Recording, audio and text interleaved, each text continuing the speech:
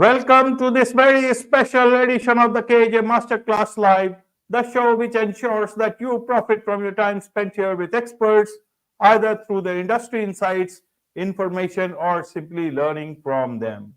And today we have Michelle Reittinger. She is an advocate for a radical shift in the treatment of bipolar to facilitate healing and recovery. Welcome to the show, Michelle. Thank you so much for having me. I'm really happy to be here.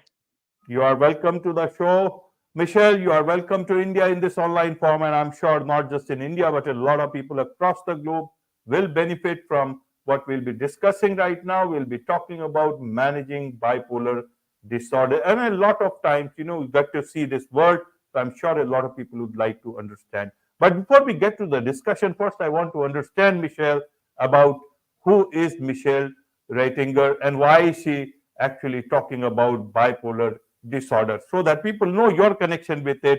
And if I understand, you are not a doctor, so they would want to know why Michelle is talking about this, and so it's important that they know about your story. Yes, thank you. Back in 1998, about a month before I graduated from college, I was diagnosed with bipolar disorder. And I had been suffering from pretty radical mood swings for about a year prior to my diagnosis.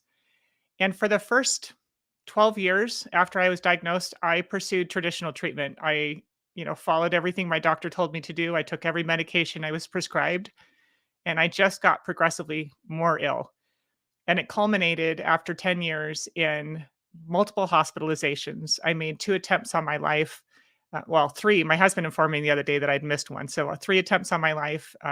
They did electroconvulsive therapy on me, which is, a lot of people call shock therapy. And I got to a point where I just felt like my life had no value and that I was never going to be able to do anything other than just try to survive. And about a year after my final hospitalization, I finally started to find the resources that started to help turn the corner for me. And I started to discover that it was possible to treat bipolar in a way that would lead to healing eventually.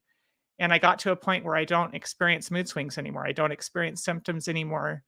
And once I understood that was possible, and I started doing research, understanding that there was a scientific basis for everything that I had discovered, I wanted to share it with other people. I wish that somebody had told me that this was possible. And so that's why I started sharing what I'd learned on my blog and through my podcast, because I wanted to help other people find the path to healing as well. Right, right. A lot of people, suffer from this, but they are not as much of an advocate like you are. I want to understand, was it just this whole experience of going through this is what made you go through, or is there any other story that you would want to share? I think the thing that helped me a lot was understanding what bipolar was in the first place. We've been told that bipolar is a chemical imbalance, and I was shocked to find out that it was actually disproven back in the 1990s. That's not true, and I don't know why it continues to be perpetuated. And the more I studied and the more I researched, the more I realized that we have been misled as far as what bipolar actually is. The condition of bipolar isn't some kind of um, chemical imbalance, or it's not like diabetes and medications like insulin, like we've also been told. They're symptoms that indicate the brain is in distress. It's a very real problem. We have a very real illness, but we're approaching it wrong. We're thinking about it incorrectly. And if we can understand what the symptoms are trying to tell us, what is the underlying cause? What's causing the symptoms to occur? Similar to somebody who has like a fever. If somebody's running a really high fever, we don't call that a disorder. We recognize the fever is an indication that the body is in distress. And so once I understood that better, I thought, oh, this isn't some kind of disorder that you have to suffer from for the rest of your life. We can identify what is causing these symptoms to occur and treat the underlying cause so that we can resolve the symptoms. The symptoms are an indication the brain's in distress. So let's identify what's causing those symptoms to occur so that we can actually heal. Right, right, Michelle. First, to understand, a lot of people have heard about bipolar disorder and they never try to actually understand what exactly it is. You Yeah. hear it is just because they don't need it, including me. Yeah. Till today, I thought I know about it, but not in the sense that I would know I will be able to talk. I can only talk Sure. about it in. But then when I had to talk to you, I knew that I need to at least understand what exactly medically what it is all about. Still, I'm not an expert. I don't know much about it. But this is the first time I actually Googled to exactly see what this thing is all about. Because I wanted to also understand you're talking about healing, whereas medically they say that there is no particular cure for it. So that is the sort of understanding that a lot of people, including, as I said, people like me, are also there. So for a general person, how should they understand when they hear about this bipolar word? What does it exactly mean? What does it mean what the other person is going through? What does it mean that how should they look at the other person? How should they deal with that other person if someone says that he or she has bipolar or they themselves have this particular thing? I want to understand it from someone who has been through it all, Michelle. Absolutely. So part of the misconception is that everybody's exactly the same. Everybody, if you hear bipolar, everybody is suffering the same thing. And that's not actually true because we're not all suffering from the same underlying problem. Many people who are diagnosed with bipolar, there are three main categories of bipolar. You have bipolar 1, and that is somebody who primarily is dealing with the psychosis and mania. And that means, a lot of times people will speak very irrationally. They're having very irrational thoughts. They can hear voices. You can have um, your brain is in a very irrational state, and very high energy. And so that is the mania in bipolar. And somebody who is really heavily experiencing mania or psychosis will be diagnosed with bipolar 1. They might have some depression, but it's, it will go between mania and depression. Somebody who's diagnosed with bipolar 2, which is the second category, is more heavily influenced by the depression. And this is not being sad. A lot of times people say you're really sad, and I said no. It feels like darkness. You have no energy. You're incapable of functioning almost. When I struggled with the depression, I was it took all of my energy to get out of bed to go to the bathroom. It was just like I was incapable of making myself do things. And it was I would always describe it as trying to walk through tar or swim through, mud. It was just like every effort was exhausting. Um, and my mania was more hypomanic. My diagnosis didn't change to bipolar 1 until my hospitalizations. And then I experienced, excessive mania and psychosis and that. And then there's a third category called cyclothymia, which is much more mild. So they'll experience the depression and the hypomania. And hypomania is not getting to the level of psychosis, but I always describe it to people as like your mind is in overdrive. Like your brain is just constantly going. When I experienced hypomania, I couldn't sleep at night. I would, be up all night. My brain couldn't shut my brain off. And so when somebody is suffering with these things, most often you're not in a very rational state of mind, and it's hard to help somebody understand what that feels like if you haven't experienced it before, because most people you're rational, you can talk yourself into, give yourself pep talks and help yourself feel better. When you're in these states of mind, you cannot do that. And so it can be a very challenging, and that's one of the reasons why I went to a doctor. I was in college when I was prior to my diagnosis, and I would I would go from these, very depressed periods when I was not going to class. I was at home all day in bed or watching television. I just couldn't make myself do anything, to periods where I would get all of my schoolwork done from an entire month in 3 days. I wouldn't sleep for 3 days, and I was doing all of my classwork, and I was on the dean's list. So from the outside, I looked like I was doing really well, but in my mind, I was a mess. I was going from, not being able to think at all to not being able to shut my brain off. So, does that I don't is that what you're looking for, that kind of explanation? Does that help? Yes, yes, yes, Michelle, you have uh, helped understand this particular thing. And there is so much to understand about these things, that people will have to understand it at their own pace. Like in your case, for 12 years, you you had a difficult time with this particular thing.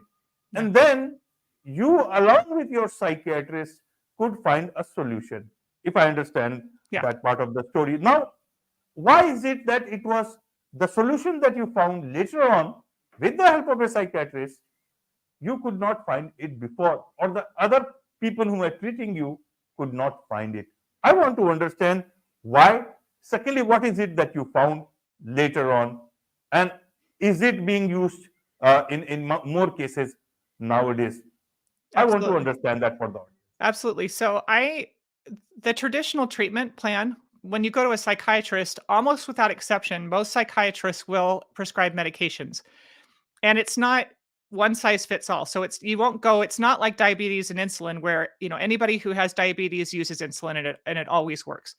That is not the case with this treatment. And so the problem that this creates is that the psychiatric medications are not getting to the root cause of what is actually causing the symptoms. They're treating the symptoms. And everybody reacts differently to the medication. And so a good majority of people who are taking psychiatric medications still continue to experience symptoms.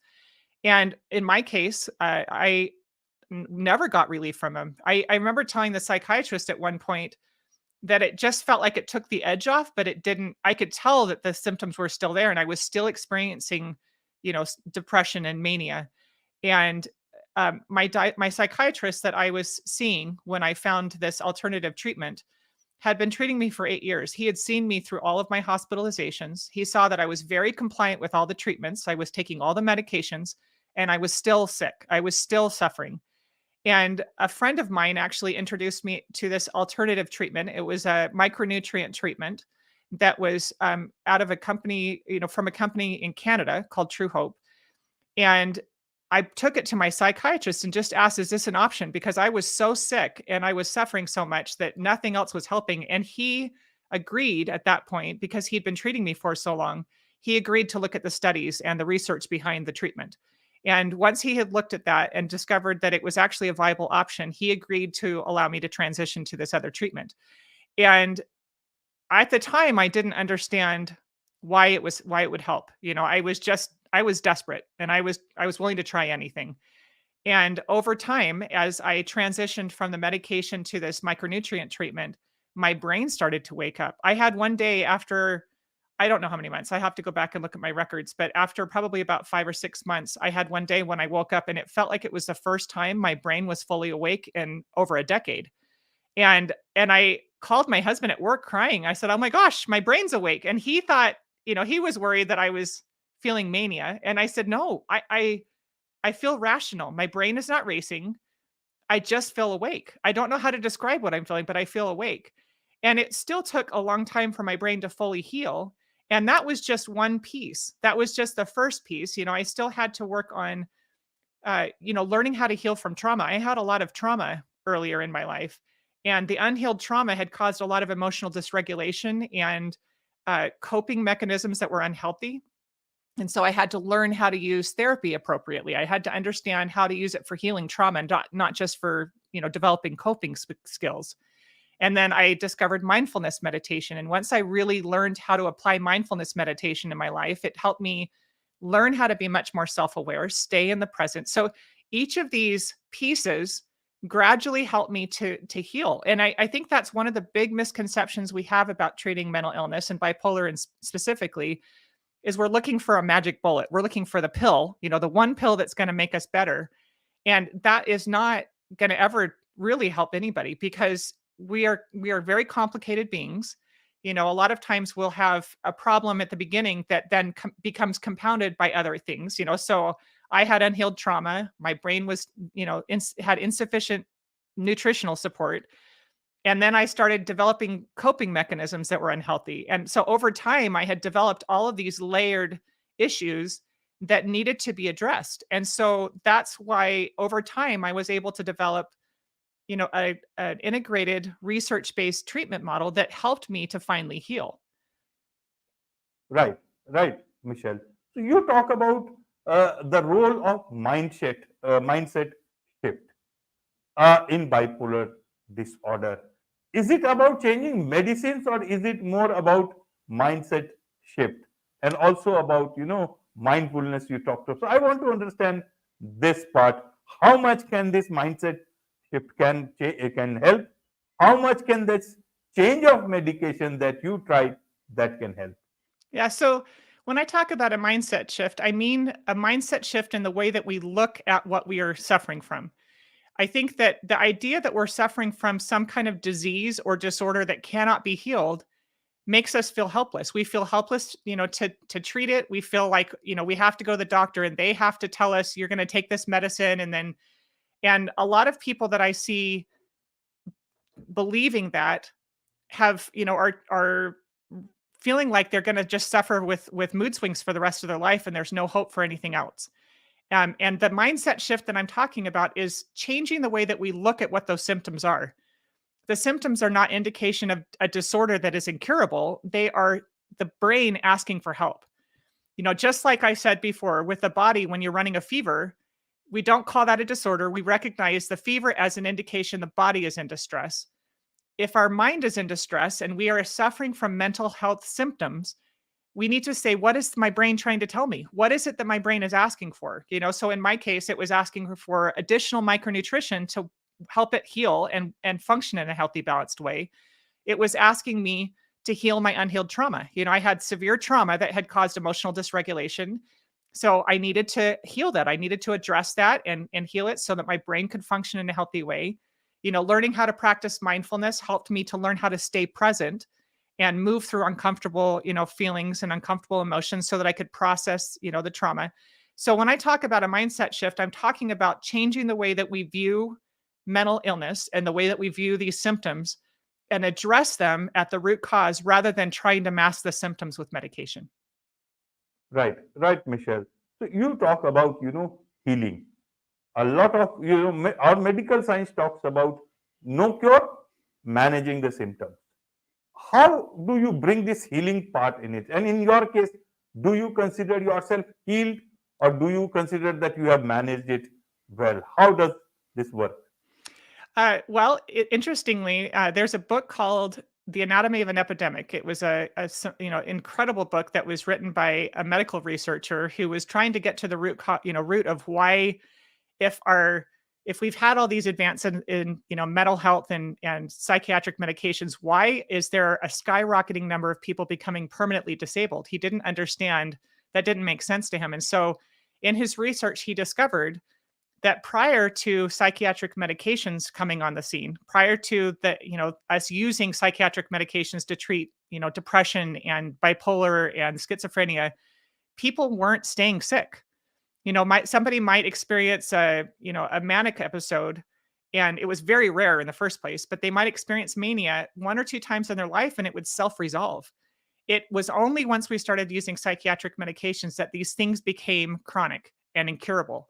And the reason is that psychiatric medications actually cause a chemical imbalance in our brain. They are not normalizing our brain, they are abnormalizing the brain. And because of that, it prevents healing. So the cure or the treatment has actually caused it to become unhealable or incurable. So if we and I one thing I want to make sure I'm clear to your audience, I do not advocate for people stopping medications. I'm not saying stop taking your medications. That can be very, very dangerous because the withdrawals can be life-threatening. But if somebody were to decide they wanted to discover how to heal, there are a lot of research-based treatment options that will help, like I said, an integrated research-based treatment that will help you go through the process of identifying what caused these symptoms to occur in me in the first place, and then address them at the root cause. And I do consider myself healed. I do not experience symptoms anymore. I Over the past year and a half, our family has been through a lot of very stressful things, like very stressful. My husband lost his job and was out of work for a year, and we've been through a lot of really traumatic kind of experiences in our family. And I have not had any mental health issues. I have not suffered depression. I have not suffered from, mania. I have not suffered any of those symptoms because my brain is healed. It is functioning in a healthy way. And I don't experience those things anymore. If I were to go to a doctor now, I would not be diagnosed with bipolar. I don't have the symptoms any longer. Of course, of course. You are talking like I am talking. What's the difference? And I guess this is what a normal person does. Means if you Yeah. ask me, there is nothing to be, in fact, I'm enjoying it much more. You are very eloquent, you are very clear, much more awake than me after, feeling a bit sleepy after dinner. So I would like to look at it that way, one human being seeing another human being. And that's the beauty of it. Whether But medical science has its own ways of looking at things, and individuals have that flexibility of trying new things as and when wherever they can. Now, in terms of what is your mission in terms of talking so much about it, and also in terms of you have a podcast, also you are the host, upside of bipolar. So help us understand what is it that you are trying to achieve through this. I understand a bit, but audience would want to understand. And also in terms of your podcast, what is it that you do in your podcast so that people can learn from there, about this particular stuff. Absolutely. I I have two facets to my mission. The first is on an individual level, I have people that I help through the healing process, and I coach. I am not a doctor, I am not a therapist. I actually advocate for people, how to talk to their doctors and how to talk to their therapists. How to, if somebody wants to go through the healing process, I guide them towards the resources that will help them. If somebody wants to transition from medication to micronutrition, I guide them either, to customer support with the companies that provide these micronutrients, or I have, some holistic psychiatrists that I work with that I encourage people to work with. I teach people, how to use therapy in a proactive way and how to use it to heal. And so I teach those things on an individual basis, but I'm also advocating on a broader basis for us to reconsider how we're approaching mental health treatment in the first place. I speak publicly and I advocate for, again, a radical shift in the treatment, a change in our mindset about what these symptoms are telling us and how we approach them.